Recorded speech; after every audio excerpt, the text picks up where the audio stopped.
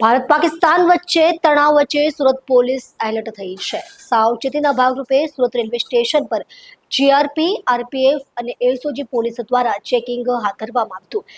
Police દ્વારા railway station પર મુસાફરોના આઈડી કાર્ડ પણ તપાસવામાં આવ્યા હતા। ભારત અને પાકિસ્તાન વચ્ચે યુદ્ધ જેવી સ્થિતિ હાલ સર્જાઈ છે, તો બીજી તરફ યુદ્ધ જેવી પરિસ્થિતિને ધ્યાનમાં રાખીને ગુજરાતના ઔદ્યોગિક શહેર સુરતમાં હાઈ એલર્ટ જાહેર કરવામાં આવ્યું છે। અરબી સમુદ્રને અડીને આવેલા સુરતમાં આવેલા મુખ્ય ઔદ્યોગિક એકમો, રેલવે સ્ટેશનો અને એરપોર્ટ પર સુરક્ષા વધુ કડક કરવામાં આવી છે। ભારત અને પાકિસ્તાનની વચ્ચે તણાવ પરિસ્થિતિના પગલે દેશભરના રેલવે સ્ટેશનો પર સુરક્ષાની વ્યવસ્થા વધુ મજબૂત બનાવી દેવામાં આવી છે। પશ્ચિમ રેલવે દ્વારા તમામ મહત્વના સ્ટેશનો પર પોલીસ સુરક્ષા વધારવામાં આવી છે।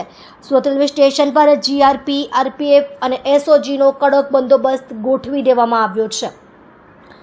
રેલવે સ્ટેશન ખાતે મોરચા પોઈન્ટ, સીસીટીવી અને ડોગ સ્વોટથી ચારે દિશામાં તપાસ કરવામાં આવી રહી છે।